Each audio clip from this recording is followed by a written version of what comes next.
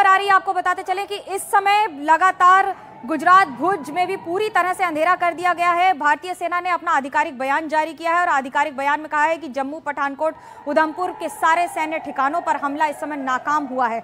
ये सुनने में जिस तरह से लग रहा है उससे कई ज्यादा मुश्किल होता है, क्योंकि ये तैयारी है, ये भारतीय सेना की तैयारी है, ये एयरफोर्स की तैयारी है। और ठीक उसी तरह से जम्मू कश्मीर से लेकर गुजरात तक, अब तो मुंबई में भी, महाराष्ट्र में भी कई जगहों पर छुट्टियां कैंसिल कर दी गई हैं और इस समय पाकिस्तान का लड़ाकू विमान F-16 गिराया जा चुका है। मुकेश हमारे साथ है। मुकेश, लगातार आप ट्रैक कर रहे हैं, जम्मू में हैं, कश्मीर में हैं, वहां ट्रैक कर रहे हैं, लगातार ट्रैवल कर रहे हैं, इस समय क्या स्थिति है और आप क्या देख रहे हैं उस समय? देखिए, श्रीनगर एयरपोर्ट पर पूरी तरह से ब्लैकआउट कर दिया गया है। जहां पर मैं बैठा हूं बिल्कुल यहां पर अंधेरा है। मैं अपनी मोबाइल लाइट से थोड़ा बहुत आपको दिखा पा रहा हूं अपने चेहरा।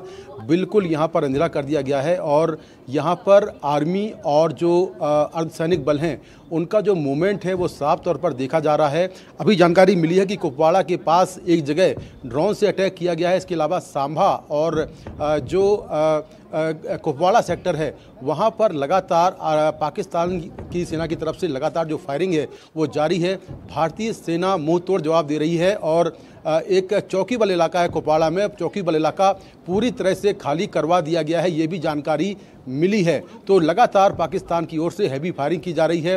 कल रात में जिस तरह से पाकिस्तान ने श्रीनगर और अवंतीपुरा में मिसाइल से हमला करने की कोशिश की थी, उस हमले को भी नाकाम कर दिया गया था। और ये भी जानकारी मिली है कि पाकिस्तानी सेना के कई फाइटर जेट जो है वो तबाह कर दिए गए हैं, ये भी जानकारी निकलकर सामने आ रही है।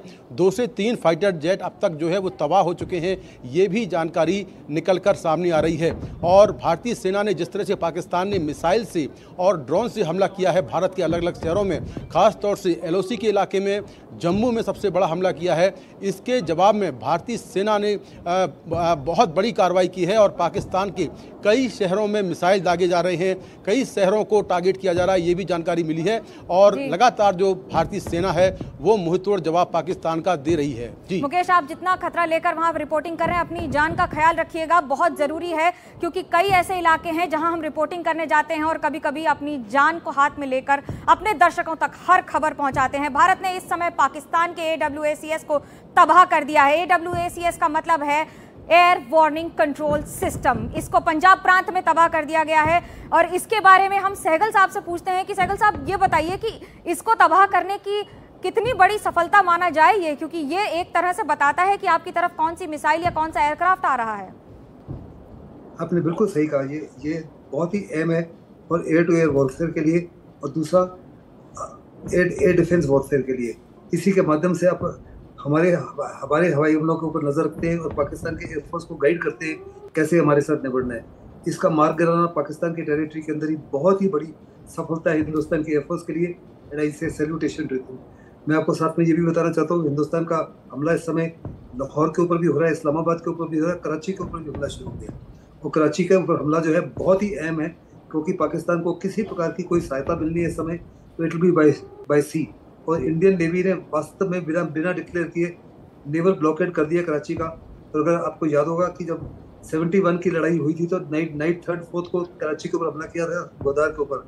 आज फिर उसी माफिक हमला हो गया है कराची के ऊपर हमले का कितना नुकसान हुआ पाकिस्तान को ये तो मेरे को नहीं अभी मालूम, लेकिन हिंदुस्तान ने इंश्योर किया कि कुछ भी रीसप्लाई समुद्री मार्ग से पाकिस्तान के पास नहीं है। बिल्कुल आपने सही कहा, क्योंकि सेना का आधिकारिक बयान भी आया है। सेना ने आधिकारिक तौर पर कहा है कि हमें कोई क्षति नहीं पहुंची है, किसी भी तरह की मिस इन्फॉर्मेशन, डिसइंफॉर्मेशन पर विश्वास न करें। भारत और भारत के लोग पूरी तरह सुरक्षित हैं। भारत और भारतीय सेना को किसी भी तरह की क्षति नहीं पहुंची है, सब कुछ सुरक्षित है। जम्मू पठानकोट में भी कोई नुकसान नहीं हुआ है, ये सेना का आधिकारिक बयान आया है। और पाकिस्तान में एक के बाद एक अब क्षति की खबरें आने लगेंगी और ये तो सिर्फ शुरुआत है। जैसे जैसे रात बढ़ेगी वैसे वैसे और ज्यादा ये घमासान होगा। क्या कहेंगे आप सक्सेना साहब इस पर? सहगल साहब माफ कीजिएगा। लाहौर में, सियालकोट में, कराची में भगदड़ मच गई है, वहाँ के लोगों में पैनिक हो गया है और वहाँ के लोग साफ तौर पे कह रहे हैं कि उनको पाकिस्तान की आर्मी के ऊपर कोई भरोसा नहीं रहा। और ये पाकिस्तान की आर्मी के लिए, ISA के लिए खतरे की घंटी है।